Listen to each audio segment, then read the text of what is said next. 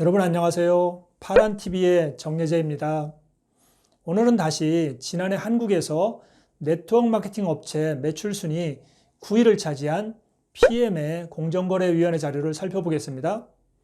PM 인터내셔널이 한국에서 다단계 판매 업체로 등록한 것은 2018년입니다. 불과 2년 만에 매출 순위 10위권에 들어올 정도로 빠른 성장을 보이고 있는 회사입니다.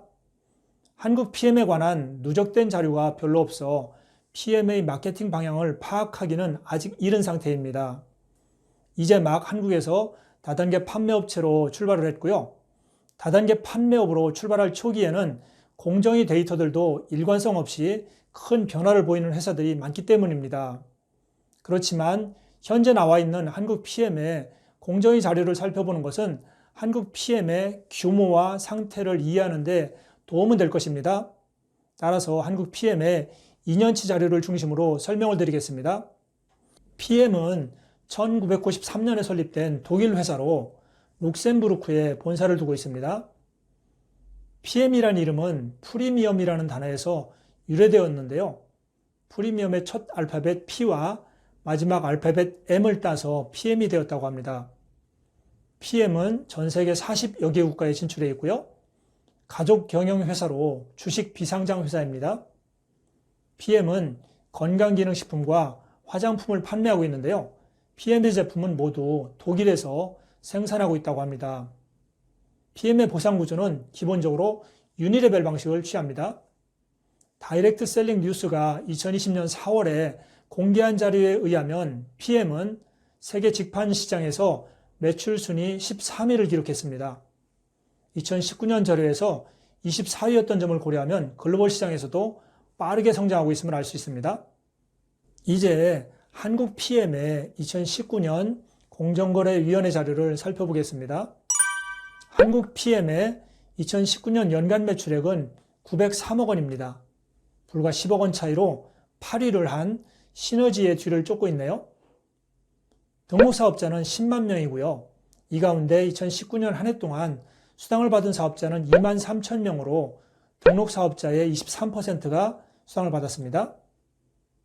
그리고 총 매출액을 등록 사업자로 나누어 보니 등록 사업자 1인당 연간 매출액은 약 90만 원입니다. 한편 한국 PM에서 상위 1%에 해당하는 사업자들의 평균 연봉은 6,300만 원입니다. 연봉으로 최소 900만 원을 받으면 상위 1%에 들어갈 수 있네요.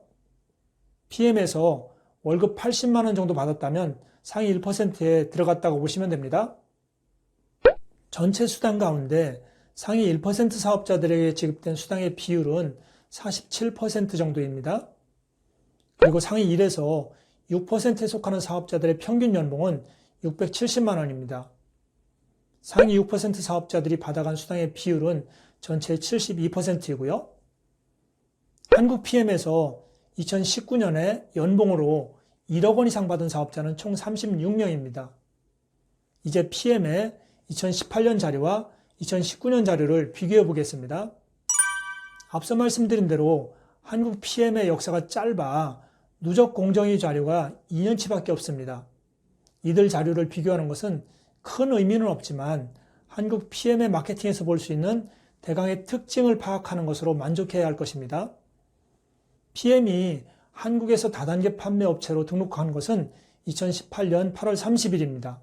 따라서 PM의 2018년 매출은 4개월분의 매출에 불과합니다. PM의 많은 사업자들은 등록 이전에도 국내 소비자들에게 제품을 공급하고 있었습니다. 이 때문에 PM이 사전 마케팅 논란에 휩싸였던 것도 사실이고요.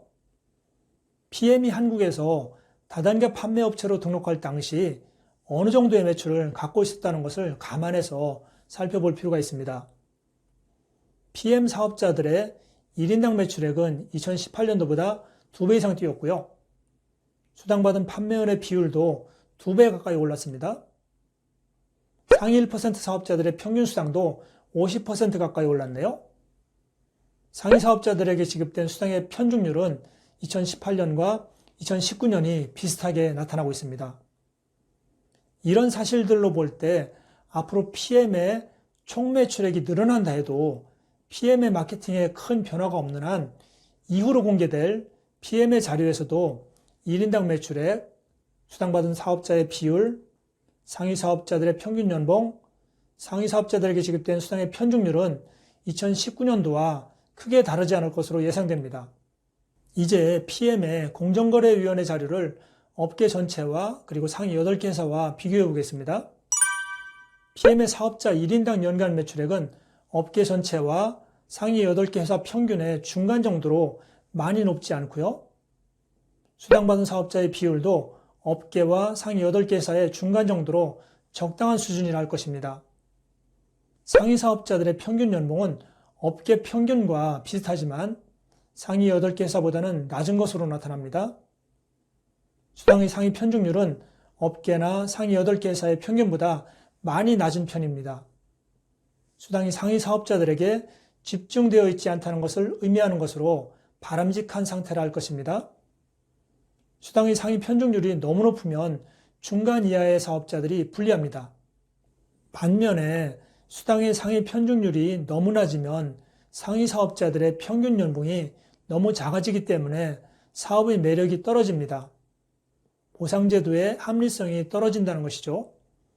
그런데 PM이 보여주는 상위 편중도는 너무 높지도 너무 낮지도 않은 적당한 상태라고 할 수 있습니다. 이제 한국 PM의 공정거래위원회 자료를 종합해 보겠습니다. PM의 2019년도분 공정위 자료는 대체로 괜찮다고 할 수 있습니다. 2020년도분 이후의 자료도 2019년 자료와 비슷할 것으로 예상되고요. 다만 한국 PM이 아직 한국 시장에서 정착되지 않은 상태라 몇 년 정도는 더 지켜봐야 할 것으로 생각됩니다. 들려오는 소식에 의하면 2020년 코로나19 사태에도 한국 PM은 큰 성장을 보이고 있다고 합니다. 한국 네트워크 마케팅 업계가 코로나라는 세계적인 위경을 잘 이겨내고 꾸준히 성장해 갔으면 하는 바람입니다. 다음 시간에는 2019년 매출 순위로 업계 10위를 기록한 르네셀 화장품의 회사 카리스의 공정거래위원회 자료를 살펴보겠습니다. 다음 시간에 뵐게요. 오늘도 발언합시다.